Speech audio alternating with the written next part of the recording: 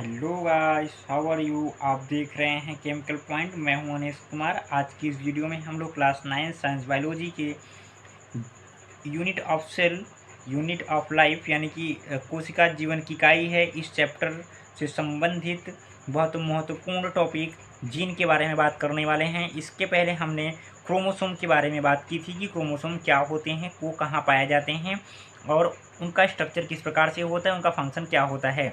तो आज हम लोग क्रोमोसोम के ऊपर पाए जाने वाले जीन के बारे में बात करने वाले हैं कि जीन क्या होता है। तो थोड़ा सा बहुत ही शॉर्ट वीडियो होने वाली है, क्योंकि जीन के बारे में हम लोग बहुत थोड़ा सा जानकारी रखेंगे और आगे की कक्षाओं में आप जीन के बारे में बहुत अच्छे से ज्ञान अर्जन करेंगे। तो यहाँ पर हम देखें अगर कि जीन क्या होता है, तो गुणसूत्र में धागेनुमा क्रोमोनिमेटा होते हैं। जैसा कि आपने देखा था, गुणसूत्र पे क्या होते हैं, धागेनुमा क्रोमोनिमेटा होते हैं। क्रोमोनिमेटा पर जीन्स पाए जाते हैं। क्या पाए जाते हैं, जीन्स। जीन GENE जीन्स, वो जीन्स पहनने वाला जीन्स नहीं, आप लोग मत समझिएगा इसको। देखिए यहाँ पर डीएनए का वह छोटा से छोटा खंड जिसमें आनुवांशिक कोड निहित रहता है, जीन कहलाता है। यानी कि डीएनए, आप जानते हैं कि डीएनए जो होता है वही आपस में कंडेंस होकर क्रोमोसोम बनाता है। तो डीएनए का एक छोटा सा खंड जो कि क्या करेगा, एक जेनेटिक कोड को रखेगा, जिसमें क्या होगा, एक जेनेटिक कोड होगा। जेनेटिक कोड मतलब समझिए कि जीन जो होते हैं वो लक्षणों के वाहक होते हैं और इनमें जो ये लक्षण हैं वो जेनेटिक कोड के रूप में स्टोर रहते हैं।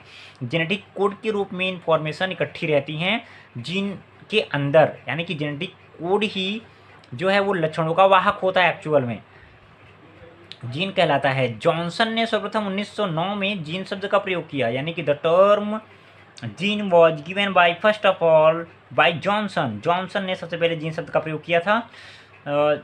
जो जीन है वो प्रोटीन संश्लेषण द्वारा लक्षणों का निर्धारण करते हैं।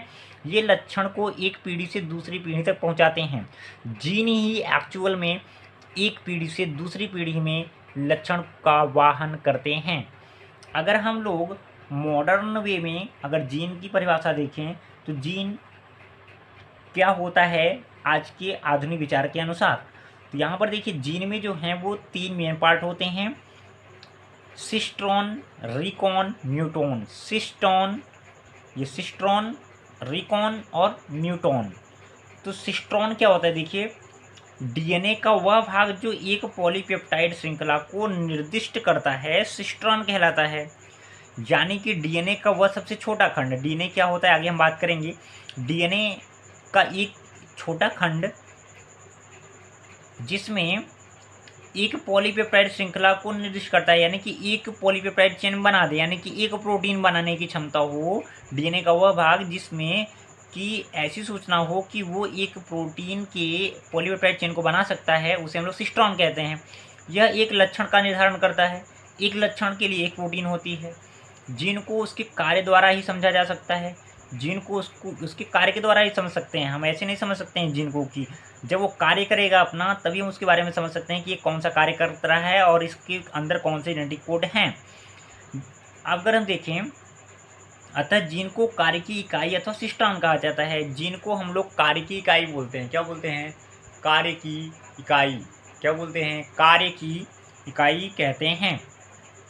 इसी को हम लोग क्या बोलते हैं, सिस्ट्रॉन, यानी कि active part of the DNA is called as cistron which have information for one polypeptide chain which represent one character of organism. यहाँ पर देखिए सेकेंड पार्ट क्या है, रिकॉन, डीएनए अथवा गुणसूत्र का वह छोटे से छोटा भाग जिसमें पुनर्संयोजन हो सके, रिकॉन कहलाता है। अतः जीन को पुनर्संयोजन की इकाई अथवा रिकॉन माना जाता है। डीएनए का अथवा गुणसूत्र का वह छोटा छोटा भाग जिसमें पुनर्संयोजन, रिकॉम्बिनेशन हो सके, ठीक है, रिकॉम्बिनेशन हो सके, उसे हम लोग क्या बोलेंगे, रिकॉन बोलेंगे। अगला पार्ट है इसका म्यूटॉन। गुणसूत्र की वह छोटी सी इकाई जीन कहलाती है जिसमें उत्परिवर्तन हो सकता है, इसे हम लोग म्यूटॉन कहते हैं। अतः जीन को उत्परिवर्तन की इकाई अथवा म्यूटॉन कहा जाता है। उत्परिवर्तन क्या होता है भाई, उत्परिवर्तन, इसको हम लोग म्यूटेशन कहते हैं। अचानक से अगर हमारे जीन में जो जेनेटिक कोड हैं उसमें बदलाव आ जाए, उसमें क्या आ जाए, बदलाव आ जाए, तो इसी को हम लोग क्या बोलेंगे, इसी को हम लोग बोलेंगे म्यूटोन। क्या बोलेंगे, म्यूटोन।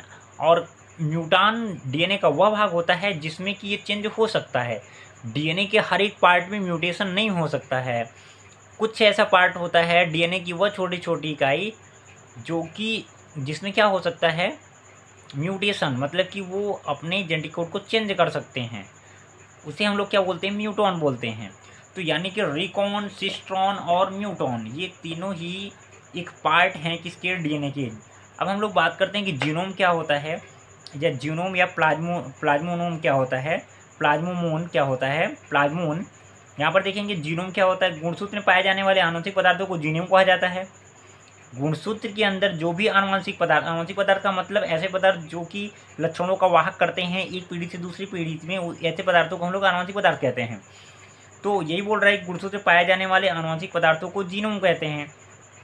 कोशिका द्रव्य में पाए जाने वाले आनुवंशिक पदार्थ को प्लाज्मोन कहते हैं। जैसे माइटोकॉन्ड्रिया का प्लाज्मोन और को कांड्रोजीन कहा जाता है। क्या कहा जाता है, कांड्रोजीन। यहाँ पर देखेंगे अगर, ये देखिए यहाँ पर ये कांड्रोजीन है।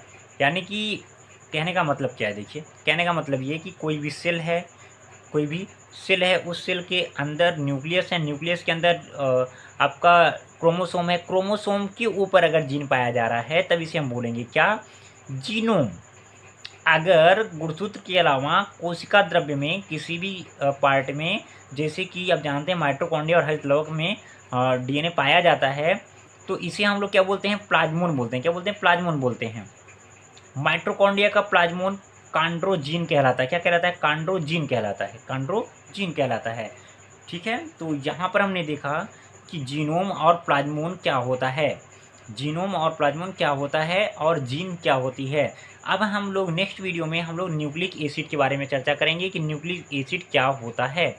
तो न्यूक्लिक एसिड के बारे में हम लोग नेक्स्ट वीडियो में देखेंगे। तब तक के लिए थैंक यू, टेक केयर।